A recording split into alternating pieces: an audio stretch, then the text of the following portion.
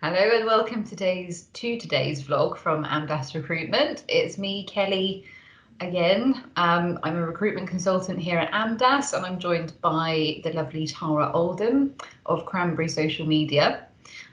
Today we will be discussing the impact of the pandemic on recruitment, both temporary and permanent recruitment, and maybe examining a little bit the challenges that employers and candidates are currently facing. In terms of format, it will be more a question of Tara kind of questioning me. She has a great general overview of the recruitment market through the social media work that she does for us and her other clients. Whereas I think I probably have a little bit more of an insight when we start to dig down, just because I'm doing recruitment on a daily basis. So we will take it from there. I think, Tara, if we start by looking at probably the challenges that have arisen in recruitment and for employers and candidates, that would be a good place to begin. Yeah. Because effectively these challenges are the areas that the pandemic has had the biggest impact on. I think obviously it's had impact or the impact has been at different levels of severity depending on sector. Yeah. But more generally, I think we're looking at impacts in the talent pools, how companies are benchmarking, it's impacting pay, so there are pay pressures, and impacting skills. So we already had a skills gap, and I think that the COVID pandemic has had an impact on that skills gap as well. Yeah. And also location for employers is going to be a challenge. So they're the key things I think we'll cover. Yeah, I think it would be interesting to start by actually looking at what the talent pools currently look like as well, not just now, but also as we come to the end of furlough, what we think they're going to look like in the future. Because I think that there is a general consensus that furlough will end, talent pools will increase, and employers may have the pick. And I don't think that's necessarily true when you look at the cross section of workers that are on furlough and the available talent that's there today. So yeah, I'd be really interested to hear what you think about that. There's a lot in that question, actually, because although on the surface it might look, you kind of think employment is up to 5.1%, payrolls have shrunk by 700,000 or more, thereabouts. That's another interesting point, is that the figure differs depending on which source you're looking at. If you look at the ONS, it's 7,260,000. If you look somewhere else, it's 700,000. If you look in another place, it's 730. So there's a margin there. But what jumped out at me was that there's this kind of anomaly insofar as there's pay pressures, but then The Guardian, for example, was reporting that the average pay had gone up. And the reason for that is that lower skilled jobs have been squeezed out. So a lot of the jobs in hospitality, like waitressing, retail workers, so not necessarily supermarket workers, but if you think about places like Debenhams and the Arcadia Group, all of these places that have gone under, those jobs have gone. So what you're looking at really is a talent pool that is not perhaps as highly skilled as employers might at first think it is. So yes, there will be hundreds of thousands of applications, and for certain jobs we have seen these instances where they've got over 1,000 applicants, but the applicants are not going to have the skills that employers are necessarily looking for. As I said, we did have that skills gap prior to the pandemic, so there's a deficit with digital skills in particular, and what the pandemic has done is exacerbated that, and I think a lot of people are worried that the gap has got wider because everything has had to be operating online. So the talent pool that we're looking at is going to be lower skilled candidates, but also younger candidates. I mean, the number of graduates who couldn't get jobs, I don't have the figures off the top of my head, unfortunately, but it was a problem in 2020 that grads just could not get jobs. They were having job offers withdrawn. Yeah. They were not finding jobs to apply for. And then you have the inexperience aspect with that as well. I was reading from, I think it was Prospects, that something like 90% of graduates don't know how to properly write a CV. They don't have the skills to interview effectively. They don't really understand how to use the experience that they have to demonstrate how that would make them suitable for a role. So the talent pool is really interesting at the moment. You know, there is for sure a lot of great talent in it, but if employers are looking for experience and particular skills, they're not going to find it there unless they decide to start offering training. Yeah. Do you know what, actually, just interestingly, you mentioned about the ONS data of people on payroll, and I've read a couple of articles recently about how that's actually really skewed because ONS are not taking into consideration that a lot of those people on payroll were probably migrant workers, so workers from the EU, and we did see a lot of people right at the start of this pandemic leave the UK to go back to their home country. And additionally, there was also another issue with migrant workers leaving just before Brexit. With the Brexit was kind of done and dusted. So I have read a few things about those figures being a little bit skewed and unemployment figures being a little bit skewed from ONS because they're not actually taking other considerations, as in the workforce has actually reduced in size. And obviously there are other factors that we have to take into account, in so much as we're in the middle of a pandemic, and unfortunately some people have been ill and died, and some people have long COVID and can't work. So there is quite a lot of data to take into consideration when looking at what the ONS is reporting as well.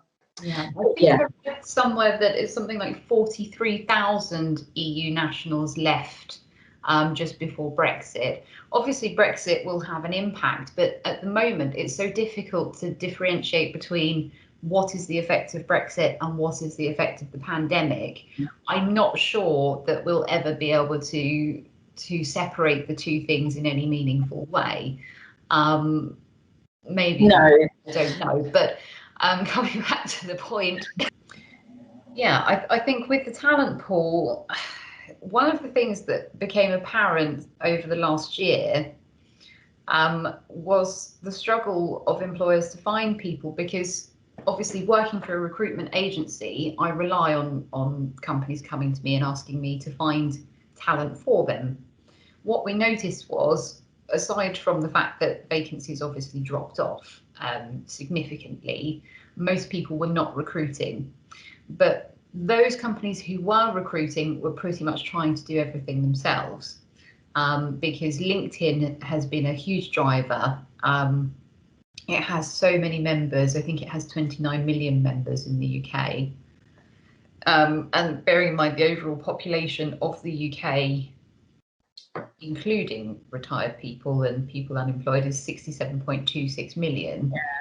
That's a lot of members. So I can see why it's an attractive place for employers to go to look for candidates. I can, but also, interestingly, the average time a user spends on LinkedIn per month is 17 minutes.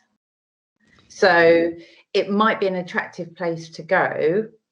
But if you're looking for somebody that, you're trying to headhunt someone, for want of a better word, with specific skills, there's every chance that they may not pick up on your contact immediately, or within a reasonable amount of time as well. So I agree with you, there are a lot of people on LinkedIn. It is a professional platform.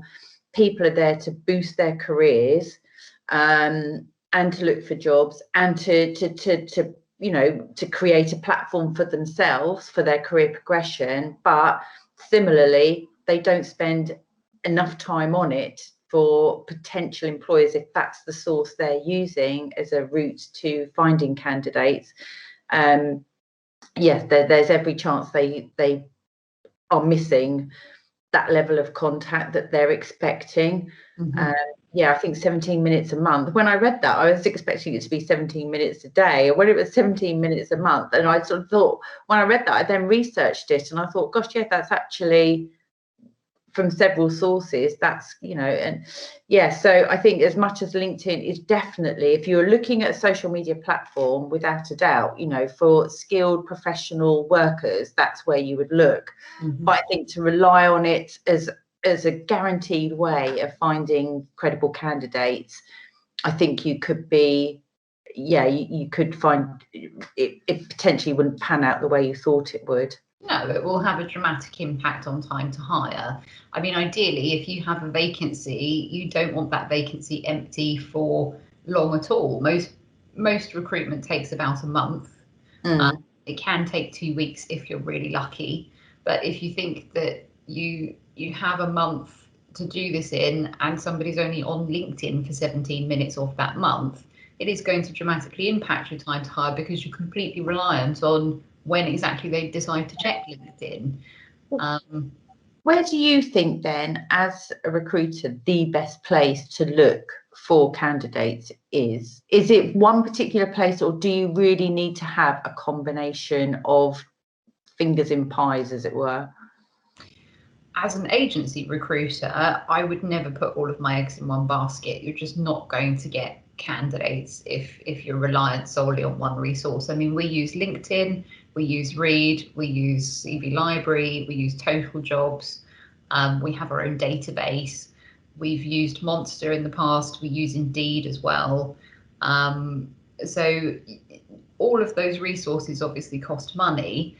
And then we have advertising with The Guardian and other publications. So as well as CV searching, we can do the advertising.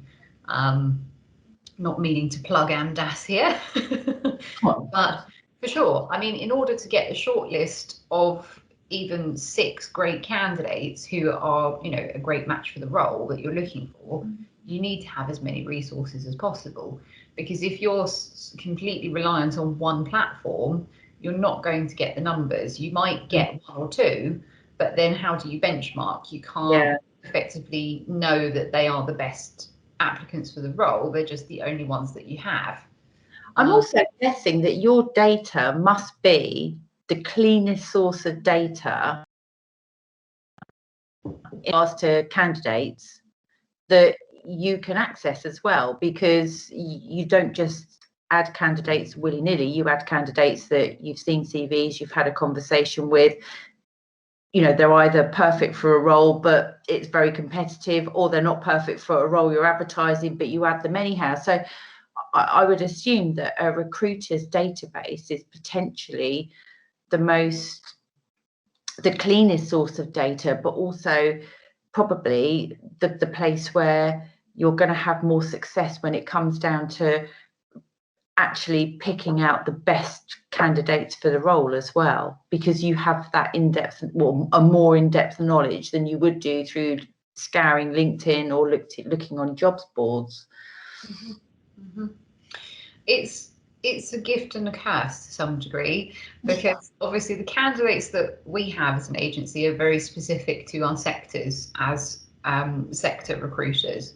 So for example, HR and corporate, I will have candidates very specific to those kind of sectors, and in fact would be quite broad. But my colleague, her specialist area is marketing. So all of her candidates, whether they're operations managers or social media managers or HR people, whatever they do, they will have a marketing background, because that's the sector that she recruits in. So it does make for a very clean database in that respect. The other respect, or the perhaps downside of it, is that it does mean we don't have a great variety of jobs at any given time. Because you might have an operations manager role with one client, and then you might not get another operations manager role come up for another 3 months. Because the sector is quite broad in terms of its needs. So it will, depend on the ebb and flow of requirement in that sense. But yeah, I mean, the candidates that we have, recruitment went very much in the direction of candidates should have sector experience, relevant sector experience. It gives them insight into the sector in the same way that I have insight into recruitment. They know how it operates, they know what tech is used, or if they don't, they have the opportunity to broaden their tech ability, because one company might use a different form of software to another. But quite often there is an overlap, and if you have someone from out of sector, the benefit of that is they bring new ideas and a fresh pair of eyes, but they also don't understand necessarily the patterns of working and the requirements of the role in the sector. So if you go to agency, I think the benefit is that you know that you're going to get someone with sector experience generally. Yeah. So talking of talent pools, should companies be paying closer attention to potential talent in their own organisations? Yes, I think so. I mean, this brings us again to the skills gap, I think, because obviously the economy was set up in such a way that in-house training kind of dropped off, I think. It's generally accepted that there was not so many training programs for employees. If you wanted a pay rise, if you wanted to develop, you moved company. And that is reflected in a lot of CVs. You rarely see someone who's been with the same company for 10 years or more now. Yeah. I mean, it's quite an achievement if they've been there for 5, to be honest. So in terms of skills, I mean, I was reading something earlier today from the CBI, and they were suggesting that 9 in 10 employees will need to reskill by 2030. I mean, 9 in 10, 90%. That is, yeah. There's And is that because of the shift to digital? I mean, everything that I read is that digital skills are going to be, that there was a shortfall pre-pandemic, and as everybody knows, life has literally gone online. Not just, you know, businesses going online, but workers have been remote, so they have had to rely completely on digital to even do their jobs.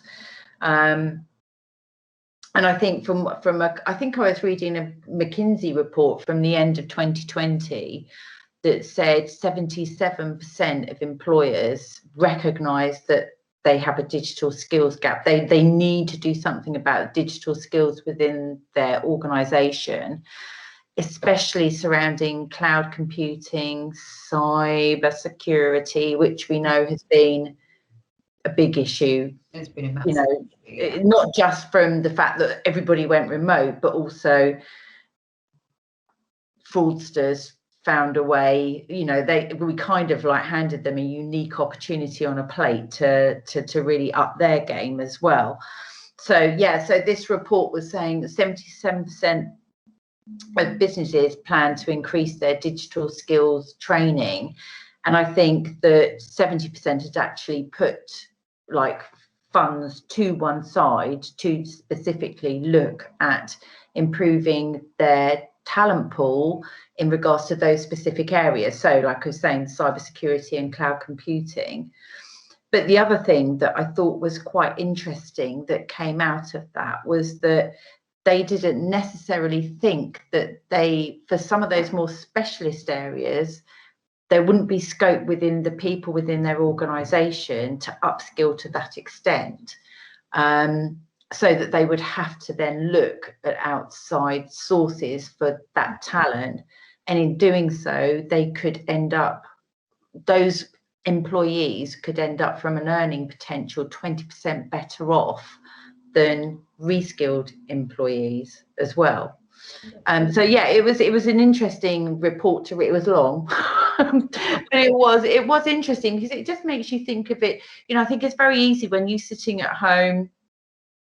I mean, that's another thing I think the pandemic has done, because we're all working very remotely and on our own.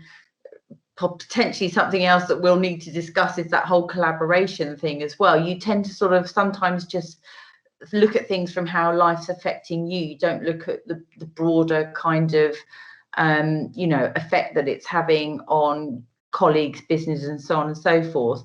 But yeah, I mean, the survey was really interesting, and it did give you an insight as well into not just the skills that companies are looking for, but the skills. Going back to what we were saying about younger people, I wonder how many people left university with a degree in psychology or what have you, and have realised that actually what they really need a degree in is IT, cybersecurity, cloud computing, AI, automation, what have you.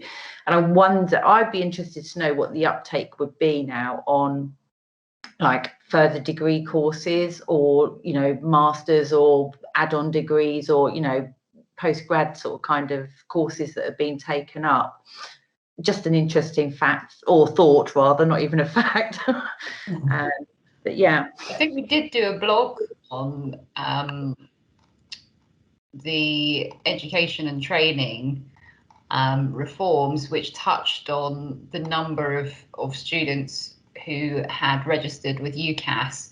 The highest number for a long time have started to look at nursing as a career option. They've started to register for degrees in health and social care, technology, finance. All of those areas that we've seen coming through strongly during the pandemic are the areas that students have looked to do degrees in. Having said that, though, if you're a graduate with a psychology degree, surely with the amount of mental health issues that the pandemic has caused, it must be a valuable degree to have right now. You would say that, though, but actually there's no doubting that that is something that is definitely required by society in general, but it's reliant on business organisations, NHS, creating those opportunities. And actually, the one thing that I have noticed, and the only reason I notice it is because my daughter is in the middle of doing a psychology master's, the job opportunities aren't there. Even opportunities for PhDs are just not there. It's still massively competitive for psychology students. So, as much as from a psychology point of view, there's definitely going to be an increase in demand if government in particular doesn't create those positions. Then you're going to have the people skilled enough to take them up, but they're not going to be the opportunities for them to do so. But that's another conversation for another day. Well, just coming back to talent pools, I mean, obviously the candidate or the people who are unfortunately unemployed at the moment, it will be having a massive impact on their mental health as well. And that's something that employers are going to need to look at, because we've all heard of the mental health first aiders and having a mental health first aid policy in the workplace, but I'm not sure how widely it has been implemented across the economy. And we've got more people with mental health issues than ever at the moment, and so it's something to consider. It is another challenge. But just coming back to the discussion, I think we've probably covered talent pool. So something that I'm wondering about, do you think location's going to be a determining factor when it comes to recruiting employees? I mean, are businesses really going to, stick to the whole remote working? It's difficult to say. I mean, location up until the pandemic has always been a factor to consider. Candidates and employers prefer to be under 45 minutes as a general rule, ideally sort of half an hour. That's the golden radius. The exceptions to that tend to be people who are in employment and then move out, and they're happy to do a longer commute because they've pre-planned it. I mean, obviously you get the commuter belts and people do commute into London and other cities, but within inner city recruitment, location is usually a determining factor, or if you've got somewhere that is quite remote, within that travel radius of sort of under an hour is a golden radius. What the pandemic has done, I think we touched on this in a previous blog or vlog, was to kind of debunk the excuses, if you want to call them that employers quite often gave for declining requests to work from home. It's proven that a lot of jobs can be carried out remotely. So I think we might get an interesting mix. I do think it's a bit of a stretch to say it doesn't matter where you're located, because there are certain jobs where you will have to travel into an office no matter what happens. Certain meetings or certain confidential tasks that need to be carried out. There are just certain things that you ideally, if there are not pandemic conditions, you should be in an office. So I do think location will still be an issue. And I don't think it's particularly realistic to say, oh, you can live wherever in the world and still perform this job remotely. But also because of the team cohesion element. I mean, we had that discussion briefly before. It's fine while everybody's working remotely. If it's just a few and then others are not, you get tensions within a team that arise from that. And I do think we'll see a lot more exploration of that topic coming out in the HR news type publications we see quite frequently. One last thing on location. What has been really interesting is the amount of temporary roles has obviously gone up a lot. And I think candidates in particular are less worried about location at the moment because they just want to secure a role.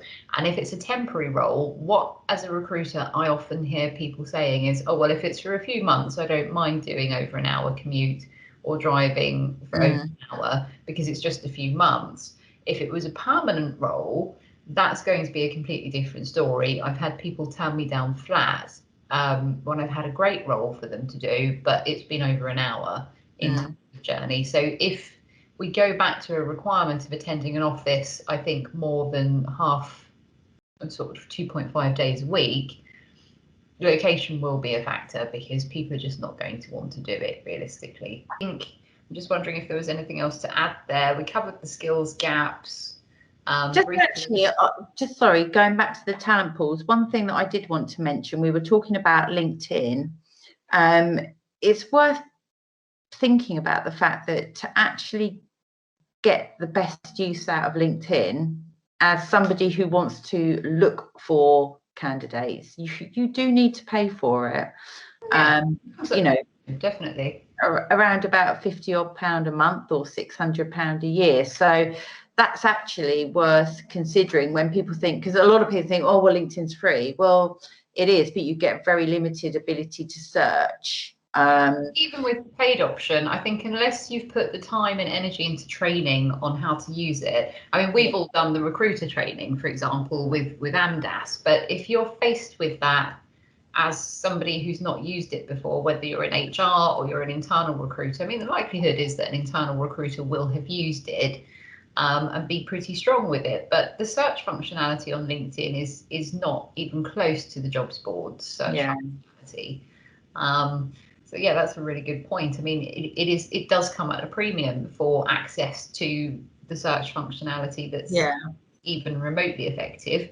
And even then, you can't salary benchmark because candidates or members of LinkedIn are not obligated to input their salary if they are looking for a job. You've got no way of knowing that. You have to approach someone and then you're dependent on them getting back to you. So it's not the most efficient way to recruit by any stretch of the imagination.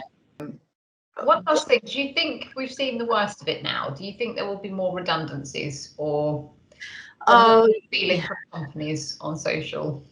Yeah, I mean, I think obviously, yes, that I think to say that there'll be no more redundancies would be foolish because at the moment, businesses are all being very much propped up by furlough. And that obviously is more relevant to some sectors than other sectors. I don't think it will be as bad as well, dependent on what you read and who's written it and whose opinion it is. I was reading one thing, I think it was from the Spectator, the guy was saying that the realistic figure for unemployment, if you looked at the furloughed roles and considered that some of those might not go forward, if all of them didn't continue to be in jobs, it would be something like 6.3 million people being made redundant or being unemployed, which is a huge amount. Yeah, that is the absolute worst case scenario. I think what you have to bear in mind is that there are some sectors of industry that have been disproportionately affected by the pandemic, and actually some of those have still not opened their doors since they were shut in March. So they're obviously, those sectors are going to have probably the greatest majority of workers on furlough, and it's how well those businesses recover once we get back to normal living, if you want to call it that, really, from mid-June onwards, or whatever the target is. It's how those businesses survive. It also has to be how those businesses, and I genuinely hope they have spent the last 12 months considering how they're going to operate efficiently and effectively in a post-pandemic world, because the other side to that is that the majority of businesses have had to be flexible, adapt and change, but they haven't had that ability. So has the work been going on in the background to ensure that they can still be successful post-pandemic? So I just think there's so much to take into consideration.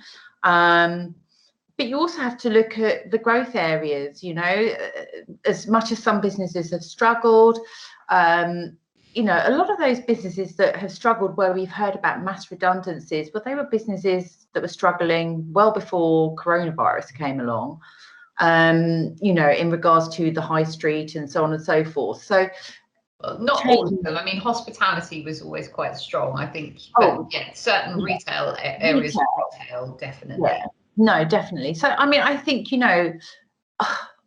I'd like to be optimistic. I joined Boris Johnson with the optimism that we'll be back to normal, in a couple of years' time, and pandemic will be a thing of the past. I think that's, it's a very sort of nice fairy tale way to look at it. But actually, what gives me hope is so many businesses have just shown their ability to adapt. The critical thinking that has gone on is probably been accelerated the past 12 months more than it has decades before that. And I think that actually it's taught all of us that, if we do have that collaboration, the creativity, the adaptability, that critical thinking, you can get through this, you can get through anything. And I do think that there is a lot of that. I also think, we've had Brexit, we've got a lot of reshoring going on in different sectors.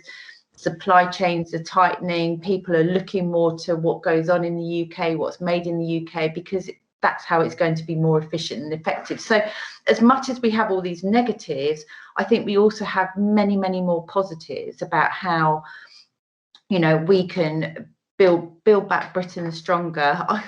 I do love Boris in there. Build back better. Yeah, who's that? Trump? I mean, I think the seeds have been sown for an economy that's a different shape, and I think if Boris's roadmap goes according to plan, then things will recover quite quickly. I was reading some projection from Thomas Pugh of Capital Economics, suggesting that the jobs market could recover by 2023 to pre-pandemic levels. And 2023 seems like quite a long way off, but if that is the case, in those 2 years, we'll see what shape the economy takes and how the workforce is set up. And I think it will be a combination of home working and office work. I don't think it will be solely remote work. Maybe it will be a mixture, but for sure, the issues that we face that we've highlighted are going to be ongoing. I don't see them going away in the space of 2 years. No. Oh, well, do you know what? All very interesting. I think lots and lots to think about. I think the main thing for me has actually been the consideration of where companies are going to find that talent from. And I think that yeah, the thought process, the thought that there's just going to be this massive pool of available talent, I think is quite narrow-minded. Maybe I don't think that that's going to be there. And worst case scenario where we have an unemployment figure of 6.3 million, then you will get more highly skilled workers losing jobs, and then the talent pool will be a bit broader. But what you have to keep in mind is by the time the jobs relevant to them come about, they will have dropped skills because they've been out of work for some time. So as long as you're out of work, unless you're constantly upskilling, you're kind of slowly falling behind. Yeah. With the landscape that's constantly changing as it is at the moment. Oh, brilliant. Well, plenty of food for thought there. So I think that's it from us for today. Yeah. My brain's a bit frazzled now, but thank you for joining us. We hope that was at least a little bit sensible. And hopefully we'll see you again soon. Stay safe and take care.